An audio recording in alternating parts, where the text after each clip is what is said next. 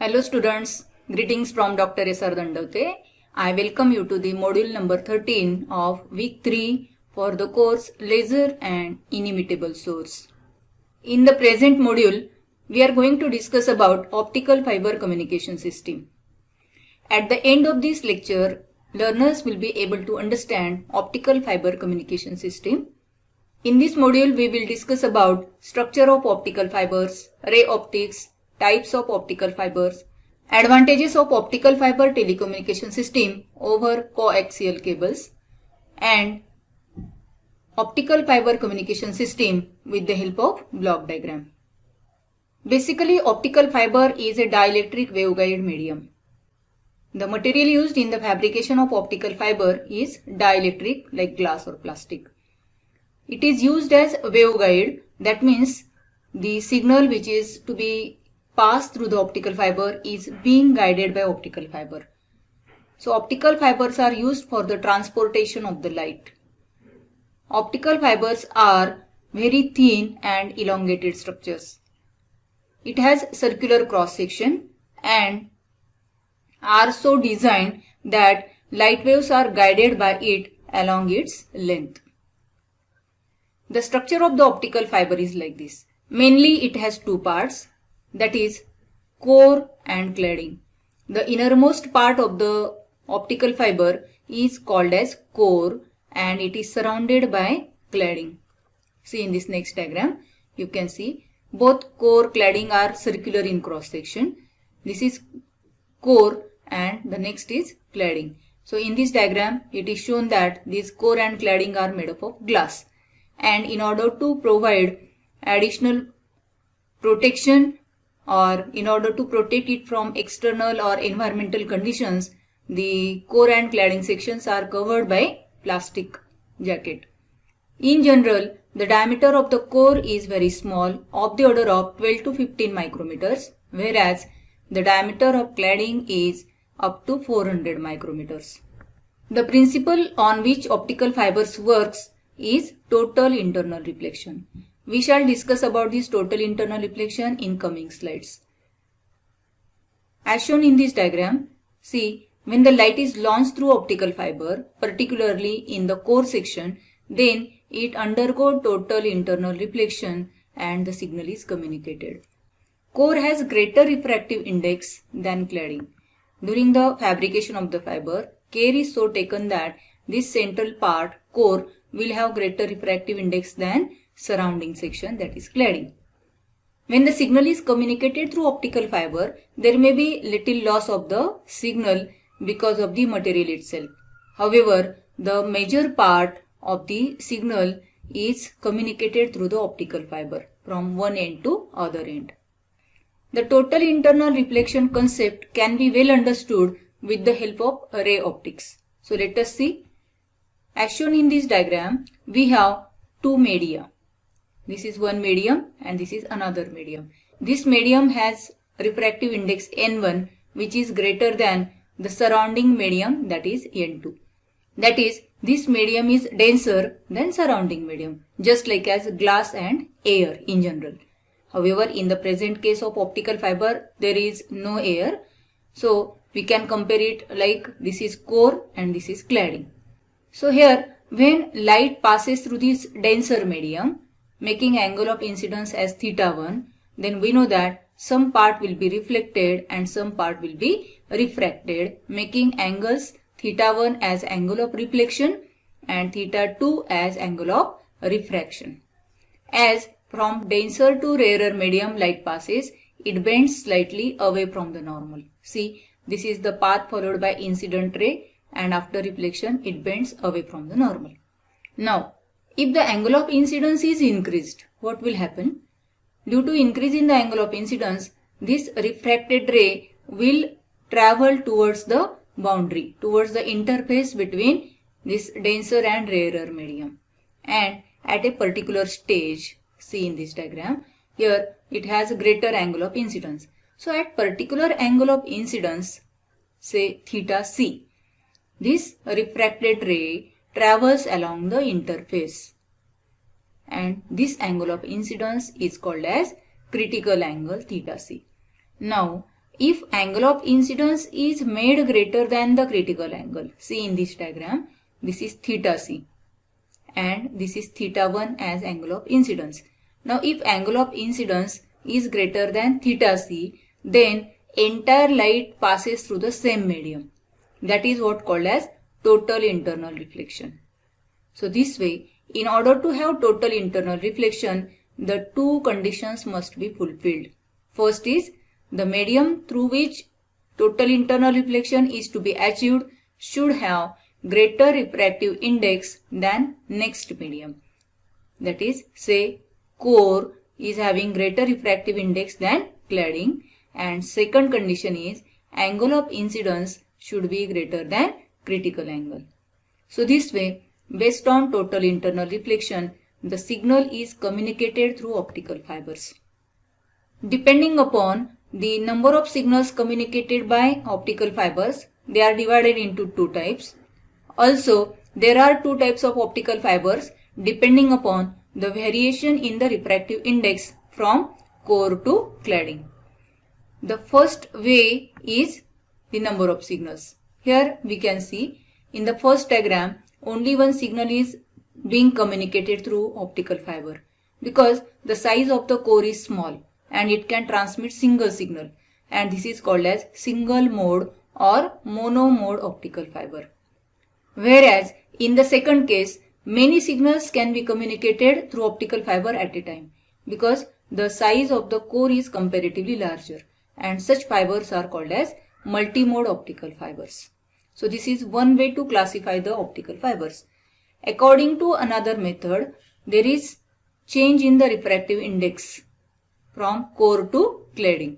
So here as shown in this diagram, we have this index profile. This is index profile in which this N1 stands for refractive index of core, which is uniform throughout the core, and N2 stands for refractive index of cladding.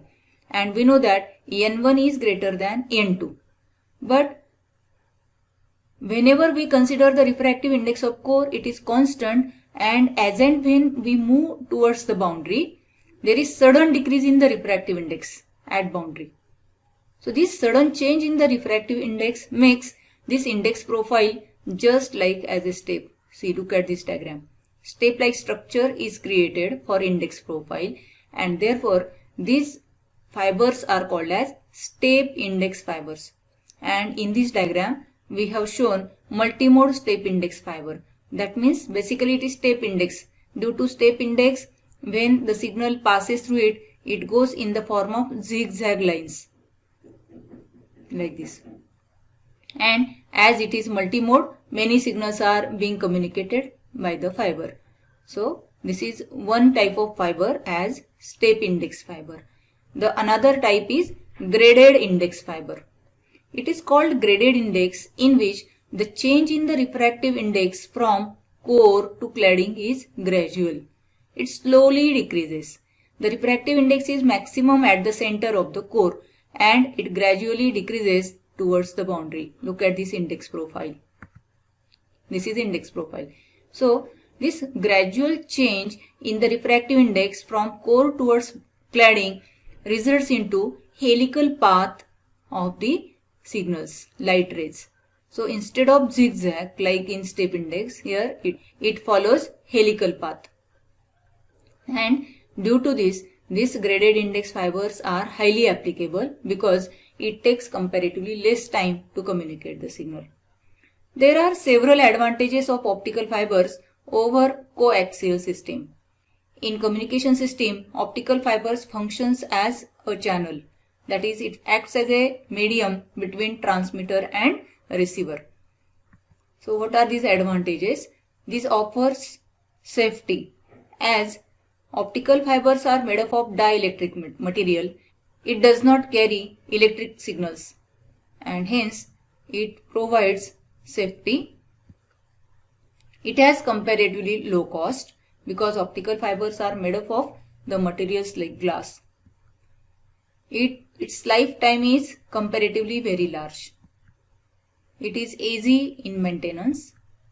Absence of crosstalk means overlapping of the signals is avoided because the signals are trapped inside the core and that too of particular frequency, and therefore overlapping of the signals is negligible. Therefore, the absence of crosstalk is provided by these optical fibers. This is very important. As signal is communicated through optical fibers based on total internal reflection. Therefore, as the signal is trapped inside the core only, none of the signal passes through cladding and hence the loss of energy is very less. However, little loss of the energy takes place because of the absorption of the material and some other causes. Comparatively, the loss of energy is very less. It offers noise-free transmission. The temperature as high as 800 degrees Celsius keeps optical fibers unaffected. That is what these are high temperature resistant. Optical fibers offer high degree of privacy and security. As the signal is trapped inside the core, no leakage of the signal takes place. Signals cannot be captured from the body of the fiber. Signal is available only at two ends, at the end when it is launched in the fiber and at other end when it appears after communication. So the devices like intruder cannot capture the signals on its way. Thus, it offers privacy and security. Smaller diameter and lighter weight cables makes optical fibers more suitable for transportation as well as installation. As the material used is glass or plastic, there is very less effect of corrosion due to water and chemicals. Optical fiber communication system has very large information carrying capacity. As the signal is communicated in the form of light, it has wide bandwidth and hence the large information carrying capacity is offered by optical fibers. Optical fibers do not pick up or propagate electromagnetic pulses caused by nuclear explosions. Now let us see the basic optical fiber communication system with the help of block diagram. This is the structure of optical fiber communication system. We know that for any communication system there are main three parts as transmitter, receiver and communication channel which joins transmitter and receiver. So in the present case, the signal which can be voice, video or text is converted into electrical signal by converter. See here, the signal, the input is given and by converter initially it is converted into electrical signal. These pulses are generated and this electrical signal is then given to transmitter. At transmitter section, it consists of source of light, that is laser, and that acts as carrier signal. And the signal which is to be communicated, this electrical signal, is converted into light signal at the transmitter section. And this signal is then modulated with light signal or the carrier wave. So this way, this modulated signal is ready and it is then launched through this communication channel, that is optical fiber. We know that optical fiber carries the signal in the form of light. Now, through total internal reflection, this signal will be communicated through optical fiber and it will appear at its end in the form of light. Now, when this signal is given to the receiver, it is demodulated by receiver. Means this receiver has demodulator. It demodulates means the signal, carrier signal and the basic signal which has been communicated is separated, and that signal is further detected by detector, and after that it is amplified and then again it is decoded by decoder, and thus it is converted into electrical signal and then into desired output like video, voice or text. This way the optical fiber helps in communicating the signal from transmitter to receiver. So this is brief discussion about optical fibers and role of lasers in optical fiber telecommunication. In the next video, we will discuss about application of lasers in industrial field.